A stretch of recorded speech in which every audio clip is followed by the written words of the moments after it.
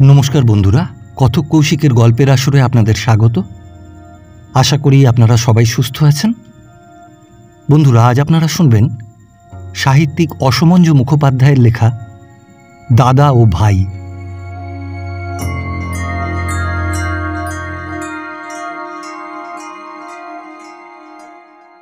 জীবনের সাথী মোর পথের মাঝে, ছাড়িয়া গিয়াছে হায় আঁধার সাঁঝে। দেহ আছে প্রাণ নাই, শূন্য ধরা, কোথা তুমি চিত্তহরা। হাওড়া কোর্টের উকিল শিবপুরের গিরিশচন্দ্র কোর্টের ফেরত কলকাতায় গিয়েছিল। সেখান থেকে সন্ধ্যার সময় শিবপুরে নিজের বাড়িতে ফিরে বেশভূষা পরিবর্তন করে পত্র লিখতে বসল। সারাদিন পরিশ্রম করে আসার পর জলখাবারের থালা সাজিয়ে কেউ তাকে ডাকতে এলো না। আসবার তেমন কেউ ছিল না, যেহেতু গিরিশ বিপত্নিক। 6 মাস হল তার পত্নী বিয়োগ হয়েছে। স্ত্রীলোকের মধ্যে বাড়িতে ছিলেন এক বৃদ্ধা পিসিমা। থাকা না থাকা সমান।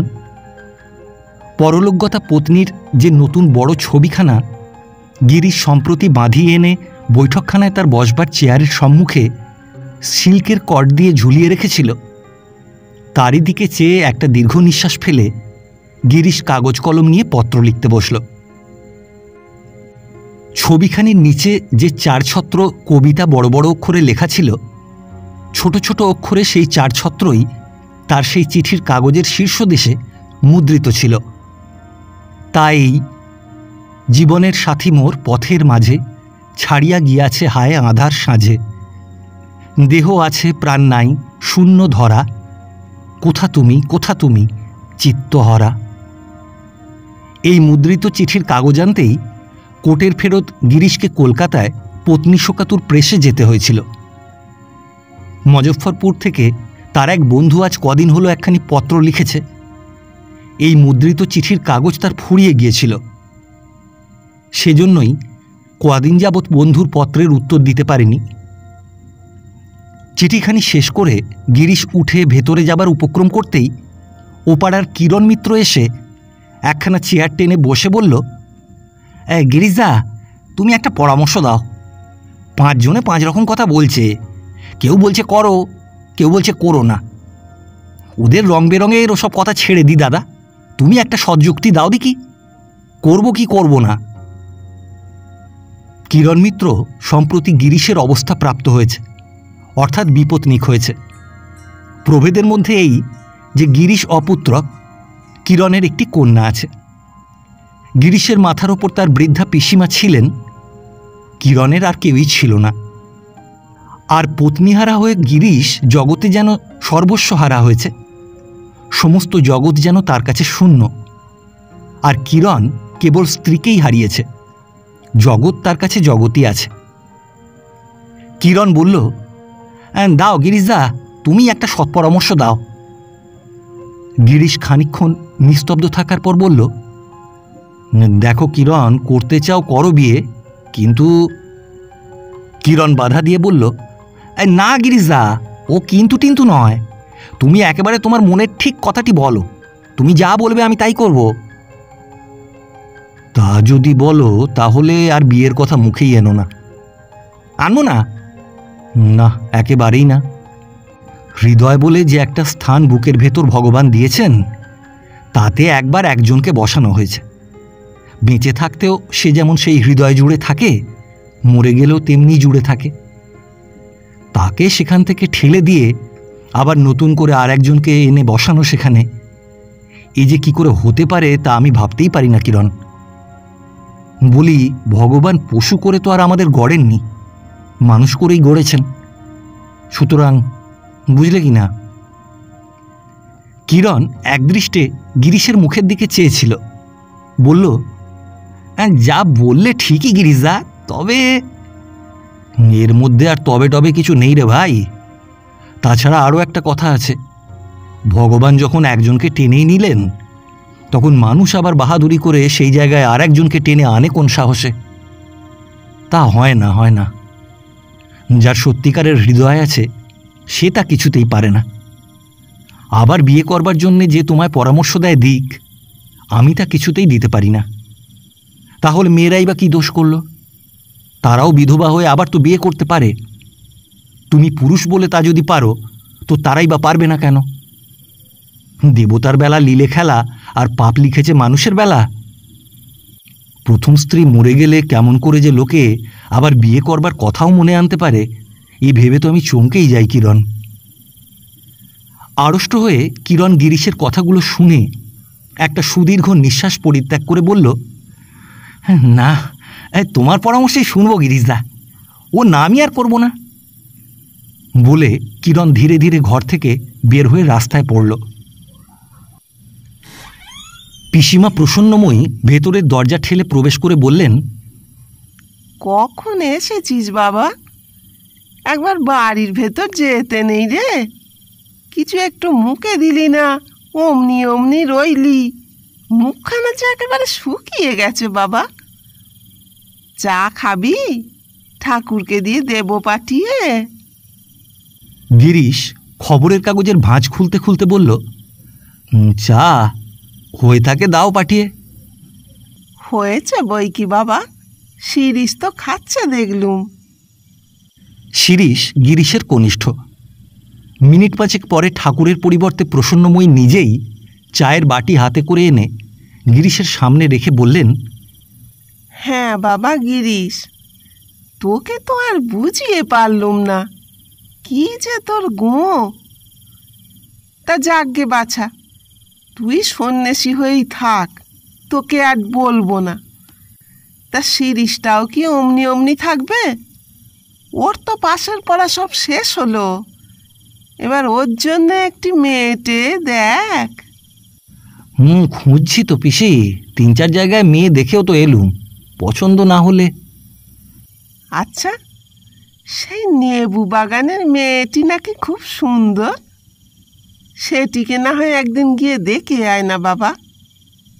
মেয়েটা সুন্দর হলেই হলো, আমার তো আর টাকার খাই নেই। আচ্ছা পিসি, এই আসছে রবিবার নেবু বাগানের সেই মেয়েটিকে দেখে আসব।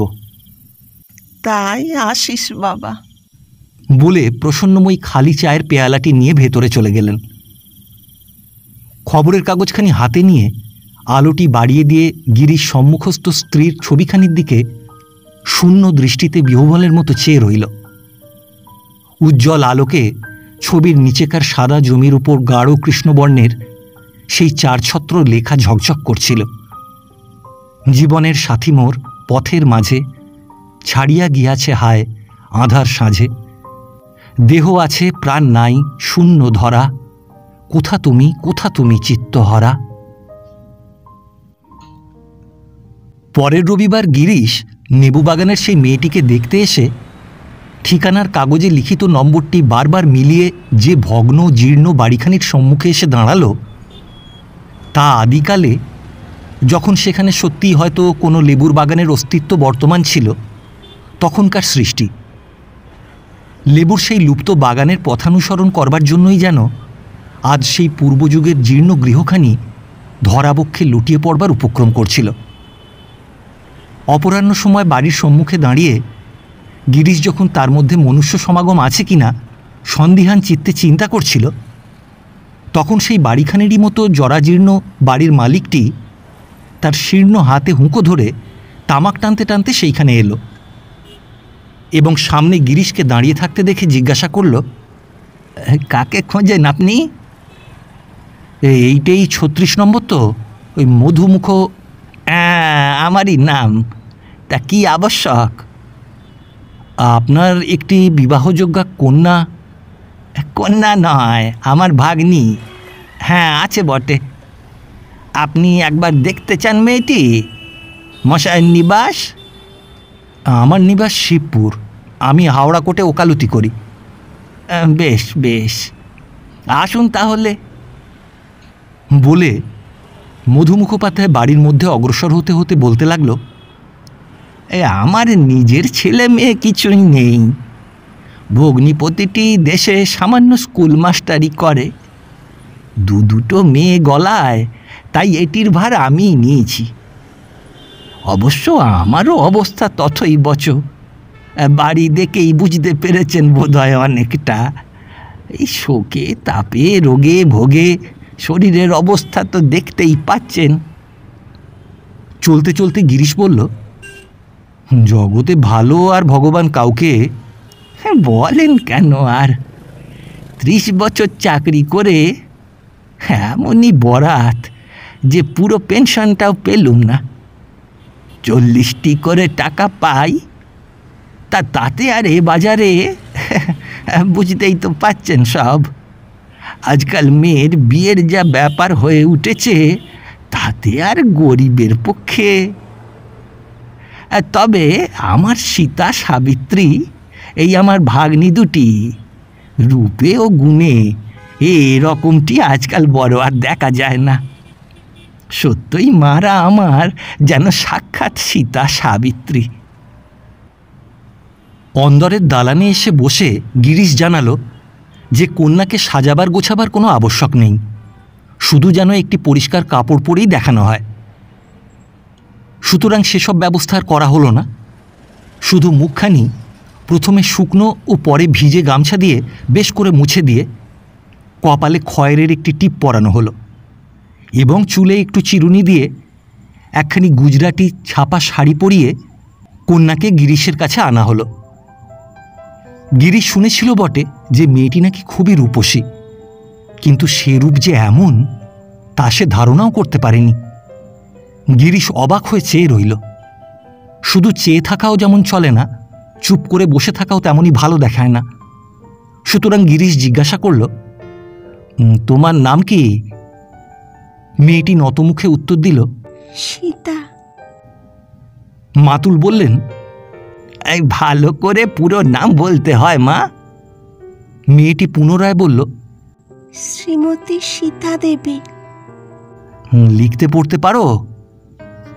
সীতা ঘাড় নেড়ে জানালো যে পারে। এই রান্নার কাজ কি সেলাই টেলাই? ভাগ্নির হয়ে মাতুলি জবাব দিল, বলল, এই সব সব। মা আমার রান্না বান্না সেলাই বোনা সবেতেই পাকা।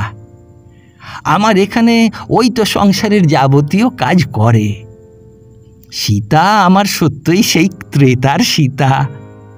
সে সীতার যদি কোনো খুঁত থেকেও থাকে, তো আমার এ সীতার কোনো দিকে কোনো খুঁতি নেই।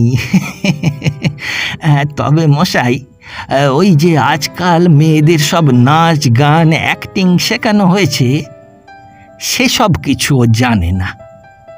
সত্যি কথা বলতে কি, ওগুলো সব আমরা মোটেই পছন্দ করি না। গান পর্যন্ত না হয় চলতে পারে, কিন্তু ওই নাচ অ্যাক্টিং এইসব কি ব্যাপার বলুন দেখি? মেয়ে কি থিয়েটারে চাকরি করবে? তারপর খানিকক্ষণ চুপ করে থেকে ভাগ্নিকে যেতে আদেশ করে বলল, তাহলে মেয়ে কি আপনার পছন্দ হলো? গিরিশ বলল, পছন্দ তো হবারই কথা। এখন তাহলে পাত্রটি আপনার কে? মুহূর্ত মাত্র নীরব থেকে গিরিশ বলল, পাত্র আমি নিজেই। 6 মাস হলো আমার স্ত্রী বিয়োগ হয়েছে। অবশ্য দুজবরে বলে যদি কোনো আপত্তি না থাকে আপনাদের, তাহলে। না না, আমাদের কোনোই আপত্তি নেই। আর আপনি তো দেখছি একেবারেই ছেলে মানুষ। দুজবরে হলে কি হবে, 1 বরেরও বয়স আপনার হয়নি। বেশ বেশ, সীতা আমার তাহলে ঠিক রামচন্দ্রেরই হাতে পড়বে। ভাগ্য ভাগ্য, ওরই ভাগ্য। সেই দিনই সেখানে বসে মধু মুখোপাধ্যায়ের সঙ্গে গিরিশের সকল কথাই পাকা হয়ে গেল। স্থির হলো যে এই মাসেই, অর্থাৎ অগ্রহায়ণের মধ্যেই শুভকার্য সম্পন্ন হবে। তবে কোনো বিশেষ কারণে কয়েক মাস এই বিবাহের কথা অপ্রকাশ রাখতে হবে। এর কারণ দেখাতে গিয়ে গিরিশ বলল, কি জানেন ব্যাপারটা? বাড়িতে এক বুড়ো পিসিমা আছেন। তিনি এক জায়গায় একটি মেয়ে দেখে পছন্দ করেছেন। তার ঝোঁক সেইখানেই বিয়ে করি, সেই জন্যে, বুঝলেন না? মুখোপাধ্যায় মশাই ডান হাত থেকে বাঁ হাতে হুঁকোটি ধরে বলল, সে তো ঠিক কথা। এই টপ করে তার মনে ব্যথা দেওয়াটা, তা এ মেয়ে ঘরে পেলে আর রাগ দুঃখ টেঁকতে পারবে না। তা বেশ বেশ, এখন না হয় মাস 5-7 প্রকাশ নাই হলো। তারপর হুঁকাটি দেওয়ালের গায়ে ঠেস দিয়ে রাখতে রাখতে বলল, যাকে একেই বলে প্রজাপতির নির্বন্ধ। নইলে কত জায়গা থেকেই তো সম্বন্ধ আসছে, কিন্তু খোতা থেকে এই একদিনের মধ্যেই সব একেবারে পাকাপাকি। হবার হলে এই রকমই হয় আর কি। গিরিশ উঠে দাঁড়িয়ে বলল, তাহলে ভট্টাচার্য মশাইকে দিয়ে দিনটা আরেকবার ভালো করে দেখিয়ে কালই আপনাকে সংবাদ পাঠাবো। এখন উঠলুম আমি। শালকের জন কয়েক বড় বড় মক্কেলের আজ যাবার কথা আছে, তাদেরই জন্যে। যাবেই তো বাবাজি, তোমার নাম তো আর অজানা নেই। হাওড়া কোর্টের কত বড় একজন উকিল তুমি। এই দেখো বাবাজি, এই শুভ কাজ আগে মিটে যাক, তারপর তোমায় একটু খাটতে হবে। এই 6 টাক 2-3 জমি আমার ওই খিড়কির বাইরে, সে আমারই জমি, দলিলে স্পষ্ট লেখা। তা ওই কুণ্ডুরা জোর করে সেটা দখল। আচ্ছা, সে তখন হবে ক্ষণ পরে। আচ্ছা এসো বাবাজি। থাক থাক, আর পায়ের ধুলো নিতে হবে না। গিরিশ চলে গেল। মুখোপাধ্যায় মশাই সীতাকে ডেকে বলল, মা, আজ আফিংটা যেন তেমন ধরলো না। ওই কৌটোটা একবার দে তো মা, আর একটু চড়িয়ে দিই আজ। পরদিন গিরিশ ভট্টাচার্য মশাইকে দিয়ে পাঁজি দেখিয়ে সংবাদ দিল যে 24 তারিখেই বিবাহ হবে, সেই দিনই সর্বোৎকৃষ্ট। সুতরাং সেই 24শে অগ্রহায়ণ বুধবার অষ্টমী তিথিতে রাত্রি 9:30টার লগ্নে গিরিশ সীতার পাণিগ্রহণ করে তার শূন্য প্রাণ পূর্ণ করে আধার পথে আলো জ্বালল। এবং কিছু পরেই স্ত্রী আচারের সময় কে একজন রমণী যখন তার 2 হাত এক করে ধরে বলল, কড়ি দিয়ে কিনলুম, দড়ি দিয়ে বাঁধলুম, হাতে দিলুম মাকু, একবার ভ্যাঁ করো তো বাপু। তখন আনন্দ আবেগে গিরিশ সত্যিই ভ্যাঁ করে ফেলল। ঠিক সেই সময় শিবপুরে শিরিষ ও কিরণ মিত্তির প্রতিবেশী মতি ঘোষালের কন্যার বিবাহের নিমন্ত্রণ খেতে বসে কার একটা হাসির কথায় হো হো করে হেসে উঠল। পৌষ মাস, বড়দিনের ছুটিতে আপিস আদালত সব বন্ধ। ছুটি হতেই দিন 4-5 গিরিশ বাড়ি ছিল না। জামতাড়া না মিহিজাম কোথায় ওইদিকে মক্কেলের বাড়ি বেড়াতে গিয়েছিল, আজ ফিরেছে। শিরিষ কিন্তু এরই মধ্যে একদিন নাকি ট্রামে আসতে আসতে গিরিশকে শ্যামবাজারের 5 মাথার মোড়ে দাঁড়িয়ে থাকতে দেখেছিল। গিরিশ বলল, তুই একটা আস্ত গাধা, চোখের মাথাটাও খেতে বাকি রাখিসনি, চশমা নে, চশমা নে। পরদিন প্রাতঃকালে গোয়ালা দুধ দিতে এসে পিসিমার কাছে অনেক করে একটি টাকা চাইল। তার হঠাৎ কি বিশেষ দরকার। গিরিশ গঙ্গা স্নানে গিয়েছিল, শিরিষও বাড়ি ছিল না। প্রসন্নময়ীর নিজের কাছেও টাকা কড়ি কিছু ছিল না। তবুও দাশু গোয়ালার পিড়াপিড়ি দেখে প্রসন্নময়ী গিরিশের চাপকানের পকেট খুঁজতে এসে দেখলেন যে গিরিশের পোর্টম্যান্টের চাবিটি তাতে লাগানো রয়েছে। সুতরাং প্রসন্নময়ী পোর্টম্যান্ট খুলে মানিব্যাগ থেকে টাকা একটি নিয়ে দাশু গোয়ালাকে দিয়ে দিলেন। দ্বিপ্রহরে গিরিশ আহারে বসলে পাশে বসে প্রসন্নময়ী জিজ্ঞাসা করলেন, হ্যাঁ রে গিরিশ, ও মেয়েটি কাঁদে যে? ওই যে ফটোগ্রাফের ছবিখানা রয়েছে তোর পোর্টম্যান্টের ভেতর। গিরিশ চমকিত নয়নে প্রসন্নময়ীর মুখের দিকে চেয়ে জিজ্ঞাসা করল, তুমি দেখলে কি করে? ওই যে দেশগয়লা একটা টাকার জন্য এসে হত্যে দিয়ে পড়ল না সকালে, তুই তখন গঙ্গার চানে গেছিলি। তোর চাপকানের পকেট খুঁজলুম, পেলুম না। তারপর দেখি তোর পোর্টম্যানটা খোলাই আছে, তাই দেখলুম। দিব্যি মেয়েটি, কাদের বল দেখি? সুন্দরী বটে। ওই রকম একটি আমার শিরিষের জন্যে। বাধা দিয়ে গিরিশ বলল, ওই ওদেরই তো বড় মামলা চলছে, কোর্ট খুললেই তো সামনেই দিন। আর নিজের শরীরটাও খারাপ হয়ে পড়ল, কেস ফিরিয়ে দিলে লোকে ছাড়বে না, মহা মুশকিল। প্রসন্নময়ী গিরিশের মুখে হঠাৎ তার এই শরীর খারাপের কথা শুনে উদ্বিগ্ন চিত্তে প্রশ্ন করলেন, শরীর খারাপ কি রে? ভেতরে ভেতরে কোনো অসুখ বিসুখ হয়েছে নাকি তোর? এই শরীরে আর যেন তেমন জুত নেই আর কি। খিদে হয় না, ঘুম হয় না। অসুখ হতে আর কতক্ষণ বলো? তবে ডাক্তার দেখিয়ে একটা ভালো দেখে ওষুধ টষুধ খা বাছা। গিরিশ আচমন করে উঠতে উঠতে বলল, পোর্টম্যান্ট খুলতে গেলে কেন? চাপকানের পকেটে যখন পেলে না, কোটের পকেট দেখলেই পারতে। খুচরো টাকা ছিল। সেই দিন সন্ধ্যার পর গিরিশ বৈঠকখানায় বসে সঙ্গীত চর্চা করছিল। সঙ্গীতের চর্চা গিরিশ পূর্বে প্রায় প্রত্যহই করত। পত্নী বিয়োগের পর থেকে কমাস গিরিশ এই জিনিসটা একেবারেই ত্যাগ করেছিল। তার হারমোনিয়ামের বাক্সের চারিদিকে মাকড়সায় জাল বুনেছিল। এতদিন পরে আজ মাসখানেক হলো গিরিশ আবার তার হারমোনিয়াম ঝেড়ে ঝুড়ে বের করেছে। গিরিশ গাইছিল, আমার আধার প্রাণের আলো তোমার স্বর্ণ প্রদীপ জালো, আমার সকল কামনা সার্থক করো তোমারই পুণ্য পরশে। কিরণ মিত্তির তার 3 বছরের শিশু কন্যাটিকে কোলে করে এনে বলল, এই গলাখানি করেছিলে বটে দাদা। পায়চারি করতে করতে এই খুকিটাকে ঘুম পাড়াবার চেষ্টা করছিল, কিন্তু তোমার গান শুনতে পেয়ে না এসে আর পারলুম না। বাস্তবিক ওই যে লোকে বলে না, ন চ সঙ্গীতাৎ বিদ্যা পড়া, তা সে কথা একেবারেই ঠিক। বনের পশুও।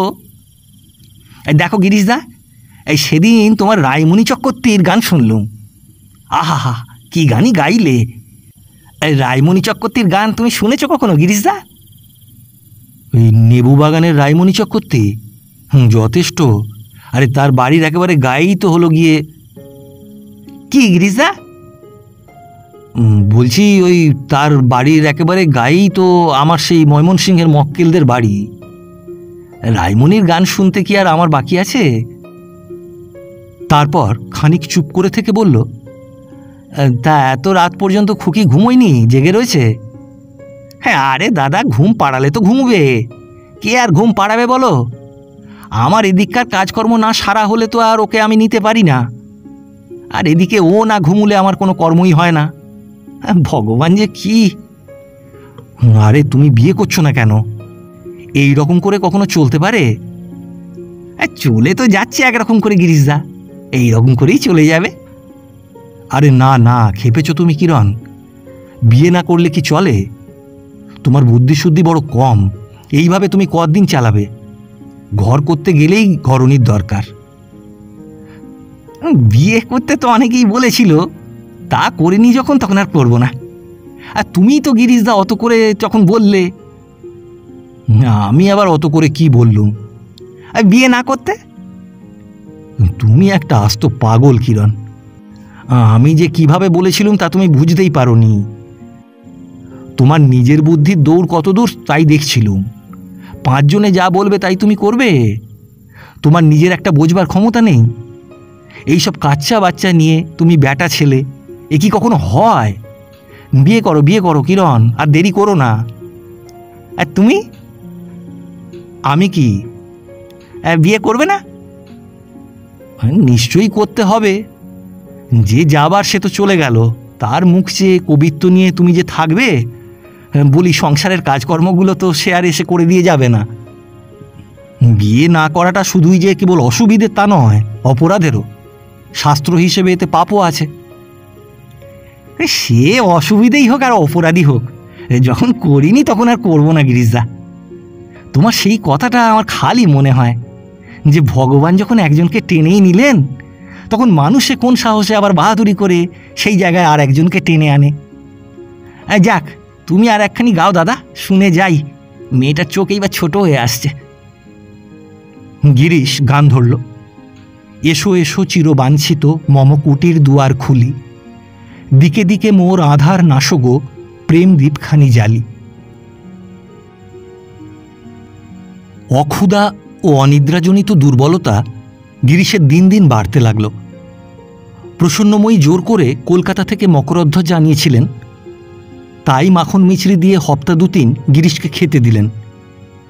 কিন্তু তাতেও বিশেষ উপকার না পেয়ে ফাল্গুনের প্রারম্ভেই বায়ু পরিবর্তনের জন্য গিরিশ ঘাটশিলায় চলে গেল। গিরিশ চলে যাবার দিন 4-5 পরে একদিন সকাল সকাল স্নান করে শিরিষ খেতে বসল। প্রসন্নময়ী এসে সামনে বসে জিজ্ঞাসা করলেন, হ্যাঁ রে, এই 3 সকালে খেয়ে কোথায় যাবি বাবা? বর্ধমান যাব পিসিমা, রমেশদের বাড়ি, তাদের পুকুরে মাছ ধরতে। আজ কিন্তু আর ফিরছি না, ফিরতে সেই কাল। এই তো সেদিন কোথায় মাছ ধরতে গিয়েছিলি, আবার চললি বর্ধমান? কি যে শখ বাবা তোদের! শখ হবে না, চুপটি করে ঘরে বসে কি করব? তা ঠিক, এত বড় ছেলে হলো, তা এমনি ভাই যে বিয়ে দেবার নামটি নেই। দিন কতক একটু গা করেছিল, তারপর একবারেই চুপচাপ। নিজেও সন্ন্যাসী হয়ে থাকবে, ভাইটাকেও তাই করবার মতলব। বিয়ে হয়ে আর কি হবে পিসিমা? তাই বই কিরে ছোঁড়া, দাদার ভাই কি না, থাকিস চিরকাল আইবুড়ো হয়ে। তাই মনে করছি থাকবো পিসিমা, বিয়ে কি ছি। ক্রোধোদ্দীপ্ত মুখে প্রসন্নময়ী বললেন, দেখ জ্বালাসনি বলছি। তার দুধ দেবে কিনা বলো, না উঠে যাব। প্রসন্নময়ী দুধ আনতে উঠে গেলেন। বেলা প্রায় 1টার সময় শিরিষ তার বন্ধুর বাড়িতে এসে পৌঁছল। বন্ধুর বাড়ি বর্ধমান নয়, বর্ধমান জেলায় বটে। মেমারি স্টেশনে নেমে প্রায় 1/2 ক্রোশ হেঁটে যেতে হয়। শিরিষের পৌঁছবার পূর্বেই রমেশ মাছ ধরবার সমস্ত আয়োজনই ঠিক করে রেখেছিল।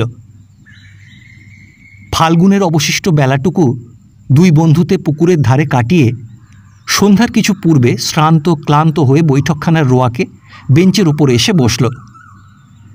খানিক পরে 2 হাতে 2 কাপ চা নিয়ে বাড়ির ভেতর থেকে রমেশ বেরিয়ে এলো। শিরিষ, মাছের চারে বউ এসে হাজির। শিরিষ তার হাত থেকে একটা পেয়ালা নিজের হাতে নিয়ে বলল, কীরকম? এই রকম হচ্ছে যে মা তোর কোণে ঠিক করে ফেলেছে, এখানে তোর ফুল ফুটেছে, বিয়ে হবে। সত্যি? এই সত্যি। তা তুই তাহলে বরযাত্রী না কোণে যাত্রী হবি? এই ঠাট্টা নয়, মা তোকে চা খেয়ে বাড়ির ভেতর যেতে বললে। রমেশের জননী শিরিষকে অনেক দিন থেকেই জানতেন। শিরিষ এর আগে এ বাড়িতে বহুবার এসেছে। সুতরাং কিছু পরে যখন সত্যই ভেতর থেকে তার ডাক এলো, তখন শিরিষ বাড়ির ভেতর এসে বলল, ডাকছেন জ্যাঠাইমা? আয় বাবা, বস। বলে রমেশের জননী কোনো প্রকার ভূমিকা না করেই বললেন, একটি চমৎকার মেয়ে এখানে আছে, বড় গরিব তারা, সেইটিকে তোকে বিয়ে করতে হবে। আমাদের ঘরে যে মেলে না, নইলে আমি রমেশের সঙ্গেই দিতুম। শিরিষ লাফিয়ে উঠে বলল, কি বলছেন জ্যাঠাইমা? বিয়ে? আমি এখন? হ্যাঁ, বিয়ে তুমি এখন। তোর ওসব চালাকি তোরে জ্যাঠাইমার কাছে খাটবে না বাবা, এ তোকে করতেই হবে। মেয়েটাকে আমরা বড্ড ভালোবাসি। আমার নিজের পেটের মেয়ে না হলেও তাকে আমি পেটের মেয়ের মতোই ভালোবাসি। তা সেই জন্যই কি আমাকে বিয়ে করতে হবে জ্যাঠাইমা? হ্যাঁ, সেই জন্যই তোকে বিয়ে করতে হবে, নইলে এমন সোনার প্রতিমে মেয়ে হয়তো কোনো একটা লক্ষ্মী ছাড়া বাঁদরের হাতে পড়বে। হয়তো কি, সে তো ঠিকই পড়বে, কেননা সামান্য মাস্টারি করে সংসার চালায়, একটি পয়সা ব্যয় করবার ক্ষমতা তার নেই। তা ভালো ছেলে কোথায় পাবে? তোর কথা আমি অনেক দিন থেকে মনে করে রেখেছি। জ্যাঠাইমার এই কথাটি তোকে রাখতেই হবে বাবা। খানিকক্ষণ চুপ করে থেকে যেন শিরিষ একটু ভাবতে লাগলো। তারপর মুখ তুলে বলল, সত্যি বলছেন জ্যাঠাইমা? সত্যিই বলছি বাবা, ব্রাহ্মণের এ দায় থেকে তোকেই বাঁচাতে হবে। মাছ ধরার নাম করে রমেশকে দিয়ে এই জন্যই তোকে আজ এখানে আনিয়েছি। কিন্তু জ্যাঠাইমা, দাদা রয়েছেন, তাকে তাহলে তো বলতে হয়। না বাবা, অত সোজাভাবে এ কাজ হবে না। দাদাকে বললে এ বিয়ে কিছুতেই হতে দেবে না। MA পাশ করিয়ে বিনা পয়সায় তোর দাদা কোথাও তোর বিয়ে দেবে না। সে আমি জানি। তোরা আজকালকার ছেলে, তোরাই এ কাজ পারবি বাবা। চিরকালের স্রোতকে তোরাই ফেরাতে পারিস, হয়তো ভবিষ্যতে তোরাই ফিরিয়ে দিবি। কিন্তু জ্যাঠাইমা, শিরিষের হাতখানা ধরে রমেশের জননী বললেন, তোর কোনো কথা কিন্তু আমি শুনবো না। আয়, দেখবি আয়। বলে শিরিষের হাত ধরে টেনে দালানের মধ্যে এনে বললেন, দেখ দেখি সোনার প্রীতিমে কিনা। শিরিষের মুখে কোনো কথাই ফুটল না। দেখল একটি অপূর্ব সুন্দরী মেয়ে লজ্জায় একেবারে জড়সড় হয়ে দালানের দেওয়াল ধরে নতমুখে দাঁড়িয়ে আছে। রমেশের মা বললেন, এরকম সুন্দরী মেয়ে এর আগে তুই কোথাও দেখেছিস বাবা? সত্যি বলবি। শিরিষ তেমনই নীরবে দাঁড়িয়ে রইল। রমেশের মা বললেন, বাইরের রূপ যেমন দেখছিস, ভেতরের রূপ তারও বেশি। তারপর অনেক রাত্রি পর্যন্ত রমেশ, তার মা ও শিরিষ তিনজনে মিলে অনেক কথা, অনেক পরামর্শ হলো এবং শেষে এই স্থির হলো যে এই ফাল্গুনেরই 24 তারিখে যে দিন আছে, সেই দিনেই গোপনে শিরিষ এখানে এসে শুভ কাজ শেষ করবে। তারপর 2-4 মাস পরে সমস্ত কথাটা বাড়িতে প্রকাশ করবে। পরদিন শিরিষ শিবপুর চলে এলো এবং 23শে ফাল্গুন আহারাদি করে শিরিষ প্রসন্নময়ীকে বলল যে তারা কয় বন্ধু মিলে বেড়াতে যাচ্ছে। প্রসন্নময়ীর জিজ্ঞাসার উত্তরে শিরিষ বলল, প্রথমে তারা ভুবনেশ্বরে যাবে এবং তারপর পুরী দর্শন, সুতরাং ফিরতে তার হপ্তাখানেক লাগবে। তারপর 24শে ফাল্গুনের শুভ দিনে, শুভ গোধূলি লগ্নে শিরিষ যে পুরী দর্শন করল তা জগন্নাথের পুরী না হলেও তা মথুরাপুরী, অর্থাৎ শ্বশুরবাড়ি। একদিন চৈত্র শেষের অপরাহ্নে গিরিশ তার ভগ্নস্বাস্থ্য জোড়া লাগিয়ে দুর্বলতার স্থানে সবলতা অর্জন করে ঘাটশিলা থেকে গৃহে ফিরল। এসে প্রসন্নময়ীকে বলল যে ঘাটশিলার এক ধনী শালকাঠের কারবারির মেয়ের সঙ্গে শিরিষের বিবাহের সকল ব্যবস্থাই সে করে এসেছে। মেয়েটি দেখতে শুনতে ভালোই, 5,000 টাকা নগদ পাওয়া যাবে। ঘাটশিলায় বাড়ি, কলকাতায় বাড়ি, দেশে বিষয়ে আশয় পুকুর বাগান। প্রসন্নময়ী প্রসন্ন চিত্তে বললেন, মেয়েটি কত বড় হবে বল দেখি? তা 13-14 বছরের হবে। বেশ মোটাসোটা বাড়ন্ত গড়ন, তবে সেখানকার জলের রং একটু ময়লা হয়, এখানে থাকলে আবার ওই রঙই বেশ ফুটবে। তাহলে শিরিষ না হয় একদিন গিয়ে নিজে দেখে আসুক। ওর একবার দেখে আসা ভালো, কেননা আজকালকার ছেলে। কি বলিস তুই? তা বেশ, তো আসছে সপ্তাহে একদিন গিয়ে দেখে আসুক না ও, তারপর পাকা দেখার ব্যবস্থা হবে। কিন্তু বৈশাখ মাসের ভেতরেই কাজ সারতে হবে, তারা অনেক করে বলে দিয়েছে। এরই দিন 3-4 পরে প্রসন্নময়ী শিরিষকে ডেকে বললেন, আজই দিন ভালো আছে, আজই যাত্রা কর। মেয়েটিকে একবার দেখে আয় তাহলে বাবা। ও বাড়ির মতিলালকে বলে রেখেছি, সে সঙ্গে যাবে এখন। শিরিষ বিরক্তির সঙ্গে বলল, হ্যাঁ, ওসব আমি কোথাও যেতে পারবো না। যেতে টেতে পারবো না কি রে? গিরিশ যে যেতে বলছে তোকে। তেমনই বিরক্তির স্বরে শিরিষ বলল, আরে বললে কি হবে, আমি মরছি অসুখের জ্বালায়। তোর আবার কি হলো? হলো কি, দেখতে পাচ্ছ না চেহারা কিরকম হয়ে যাচ্ছে? কেন রে? 70-এর মুখে ছাই দিয়ে চেহারা তো ভালোই আছে বাবা। ওসব অলক্ষণের কথা বলিস নিকো। না, বলবো না, লিভার গুটিয়ে যাচ্ছে যে। লিভার গুটিয়ে যাচ্ছে? তাই কথা বলতে নেই একদিনও? রাত্রে প্রসন্নময়ী গিরিশের কাছে এসে শিরিষের কথা বলে বললেন, ও বিয়ে টিয়ে বন্ধ রেখে ওর চিকিৎসা করার একটা বন্দোবস্ত কর বাবা। আগে ছেলে আমার বাঁচুক, তারপর বিয়ে। সত্যি শিরিষের আমার চেহারাটা যেন আগেকার থেকে খারাপই হয়েছে, তেমন রং যেন ফ্যাকাশে হয়ে এসেছে। গিরিশ শিরিষকে ডেকে বলল, এই কি হয়েছে রে তোর? শিরিষ বলল, এই কি আর হবে, লিভার ফাংশন খারাপ হয়ে গেছে, marasmus of the liver. Girish খানিকক্ষণ চুপ করে থাকবার পর বলল, তাহলে প্রাণেশকে কাল একবার ডাকিয়ে ভালো করে দেখিয়ে শুনিয়ে ওষুধ খেতে আরম্ভ কর। শিরিষ বলল, খুব ভালো লোককেই দেখিয়ে ওষুধ খাচ্ছি আমি, লিভারেরই স্পেশালিস্ট। আগে শ্যামবাজারে থাকতেন, এখন রিটায়ার্ড হয়ে বর্ধমানে থাকেন। সুতরাং শিরিষের বিবাহ স্থগিতই রইল। শিরিষ তার বর্ধমানের স্পেশালিস্টের কাছে সপ্তাহে সপ্তাহে হাজিরা দিতে লাগল। আর গিরিশেরও যে ঝোঁক কখনোই ছিল না, সেই থিয়েটার দেখবার ঝোঁক হঠাৎ এমন প্রবল হয়ে উঠল যে কোনো শনিবারই আর গিরিশের থিয়েটার দেখা বাদ পড়তে লাগল না। এইভাবে সারা বৈশাখ কেটে গিয়ে জ্যৈষ্ঠ মাস এলো। জামাই ষষ্ঠীর পূর্বদিন অপরাহ্নকালে গিরিশ সকাল সকাল কোর্ট থেকে বাড়ি ফিরে এলো এবং আদালতের ধরাচুড়ো ছেড়ে মনোহর বেশভূষায় সজ্জিত হয়ে শিরিষের ঘরে এসে দেখল যে শিরিষও বেশভূষায় ব্যস্ত। জিজ্ঞাসা করল, কোথায় যাবি রে? শিরিষ রুমালে সেন্ট ঢালতে ঢালতে বলল, এই হুগলি সাহিত্য সমিতির বার্ষিক অধিবেশনে। তুমি কোথায় যাবে দাদা? আমি একবার ওই যাব জামতারার সেই মক্কেলদের বাড়ি, অনেকগুলো টাকা রয়েছে পাওনা, চিঠি লিখে আর আদায় হয় না দেখছি। কাল পরশু ছুটি আছে দুদিন, যাই একবার, যদি কিছু আদায় হয়।